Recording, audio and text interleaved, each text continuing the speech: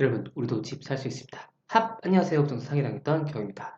네, 오늘 뉴스를 볼게요. 자, 4년치 상승분 미리 받자. 옆집 전세값 5억 뛰었다. 내용을 볼게요. 지금 일단 집값이 조금 안정기라고 해야 될지 모르겠는데 하향 국면에 접어들었죠. 그래서 지금 계속 뭐 엄청나게 급등하고 그럴 건 아니지만 일단 그 전까지 너무 많이 올랐기 때문에 한번 내용을 한번 보도록 하겠습니다. 자, 임대차 3법에 관한 얘기인데 볼게요. 자, 임대차 법 시행 2년 앞두고 들썩 하반기 신규 입주 물량 급감에 그 다음에 갱신 만료 앞두고 시세 상승이 좀 뚜렷하다.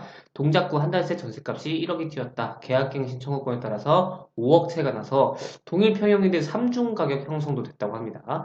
인상 부분 감당 못해서 월세 전환이 급증돼서 월세 거래가 많이 늘고 있죠. 자, 서울 1분기 거래 첫 2만 건 돌파했다고 합니다. 지금 일단 집값이 조금 떨어지고 있는 국면인데 사실 그 전에 너무 많이 올랐기 때문에 사실 만약에 예를 들어서 150%에서 200%가 올랐다고 칩시다. 근데 진짜 이런 지역도 많죠. 근데 지금 떨어진 거는 한 10에서 20%밖에 안 돼요. 예. 그래서 뭐 100 몇 프로 더 떨어져야 그나마 본전이다. 이렇게 보실 수 있지만 아직까지 많이 올랐다가 조금 하향 조정 국면이기 때문에 내용 한번 보도록 하겠습니다. 자, 하반기 서울 아파트 입주 물량을 볼게요. 자, 22년, 21년 이렇게 있는데 지금 입주 물량 자체는 많이 줄어들고 있는 예정입니다. 그리고 서울 전세의 3중 가격 사례를 볼게요. 자, 단지 명이 있고 전용 면적이 있는데 지금 뭐 이렇게 딱 똑같진 않지만 자, 갱신권을 사용한 사람과 갱신권을 미사용한 사람, 그다음에 신규 계약을 볼게요. 그러니까 지금 양천구 목동에 지금 70일짜리 그걸 보면은 갱신권 사용해가지고 4억 2천, 갱신권 미사용했더니 6억 천, 또 신규 계약은 6억 4천이어서 지금 4억 2천이랑 6억 4천이랑 거의 2억 2천 차이 나네요. 그리고 지금 송파구 헬리오시티도 84짜리 보면은 자, 갱신권 사용한 사람은 9억 1,300, 그다음에 갱신권 미사용은 12억, 그다음에 신규 계약은 12억 5천이에요. 그러니까 지금 거의 이것만 해도 지금 3억 한 3,800 정도 차이가 난다고 보시면 될 것 같습니다. 그래서 이만큼 삼중 가격이 생겼던 건데 이거를 또 새로 이제 갱신권을 썼다가 이제 끝난 사람들이 어떻게 감당을 못해서 월세로 쫓겨난 사람들이 많다는 얘기겠죠. 자, 그래서 이건 집주인 내용 같아요. 자, 2년 전 임대차 입법 때문에 전세 가격을 5%밖에 못 올렸어요. 그래서 올해 11월에 계약이 만료되면 새로운 세입자를 받아서 시세만큼 받을 계획이라고 하네요. 그리고 송파구 헬리오시티 전용 8사를 보유한 A씨가 20년 11월 기존 세입자와 전세 계약 갱신하면서 6억 5천에서 6억 8,250으로 많이 못 올리고 5%밖에 못 올린 거죠. 근데 이제 나가면 같은 평형 아파트가 올해 1월 12억 5천만 원에 신규 전세 계약을 했던데 내가 그 정도는 받아야 되지 않겠냐? 하고 있습니다. 그래서 올 8월 임대차 입법 시행 2년을 앞두고 서울 전세 시장의 움직임이 심상치 않다고 합니다.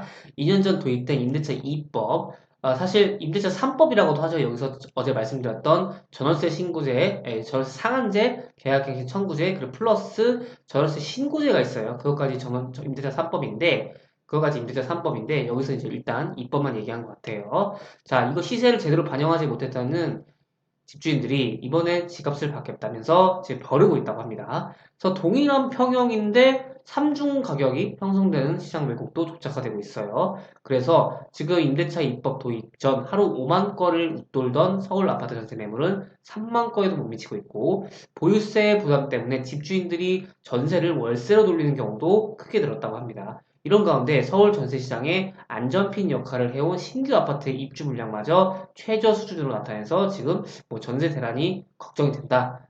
얘기 나오고 있어요. 근데 뭐 일각에서 이런 얘기도 있습니다. 야, 그러면 월세로 가면 되지. 왜 전세를 굳이 살려고 하냐. 지금 금리도 올랐는데. 그러면 또 이제 월세도 많이 몰리게 되겠죠. 그래서 지금 이때 8월 이후에 어떻게 될지는 뭐 장담하기는 어렵습니다만은 일단 조금 어떤 난이 일어날 것 같긴 합니다. 그래서 뭐 8월 헬게이트가 열린다라고 말했을 정도라고 하네요. 네, 지금 부동산 114가 집계한 이제 서울 아파트 입주 물량 예전까지 포함해가지고 한 8,326가구로 했는데 지금 6년 6개월 내 최저치라고 하네요. 그래서 지금 전세도 난이고 자, 그러면 다들 월세로 가면 되지 않느냐. 네, 월세로 가는 것도 또 만만치 않겠죠. 여기 있는 사람들이 다 월세를 몰린다면 또 그 월세난이 일어날 수도 있고 또 가격이 어떻게 될지도 모르기 때문에 일단은 지금 임대차 지금 입법이 조금 한번 만료가 되는 8월 요 정도가 조금 어떻게 될지를 한번 지켜봐야 될 것 같습니다. 그래서 여기 있는 내용은 그 3중 가격을 얘기하는 거겠죠. 원래 임대인들이 지금 계약갱신 청구권 때문에 5%밖에 못 올렸었어요. 그래서 4년 후 가격을 계산해서 높은 전세 가격을 부르고 있다고 합니다.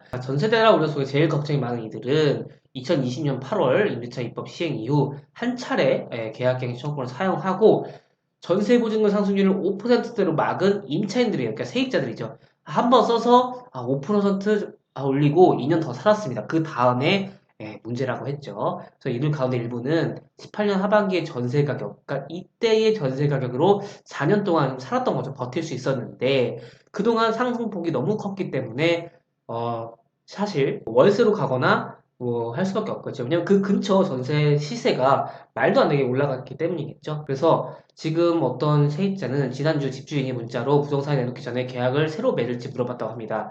지금은 7억 8,700에 이 집에서 머물고 있는데 지금 시세가 10억 정도로 거의 2, 3억 정도 높은 가격이네요. 그래서 단번에 올리기가 어려워가지고 결국 반전세를 선택한 임차인들도 많다고 합니다. 그래서 전세담보대출에 대한 제한은 따로 없지만 금리 상승이 지금 예정되어 있기 때문에 고정적인 금액을 임대인에게 내는 것이 유리한 판단으로 풀이해야 된다고 합니다.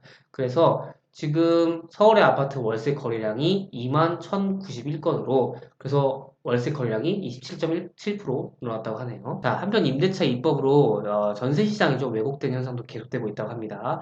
시세에 맞춰 맺은 신규 계약과 계약갱신 청구권을 사용해 보증금 상승률을 5% 이내로 제한한 계약, 청구권을 쓰지 않은 연장 계약 등이 하나의 단지에 존재해서 아까 보여드린 3중 가격이 나와서 시장이 좀 혼란이 되고 있고 사실 뭐이 법이 어, 좀 이제 취지는 좋은데 시장에서는 많은 혼란을 가져와서 임대인도 임차인도 힘들고 서로 간에 좀 갈등이 생기는 경우도 제가 많이 봤습니다. 이것 때문에 조금 좋았다라고 하기보다는 아무래도 그 5% 올려가지고 4년까지 버티더라도 최대 4년까지 버티더라도 그 이후에 또 문제가 되기 때문에 한번 지금 올해 8월 어떻게 되는지 전세 시장과 그 다음에 또 월세 시장이 어떻게 되는지를 또 한번 봐야 될 것 같습니다.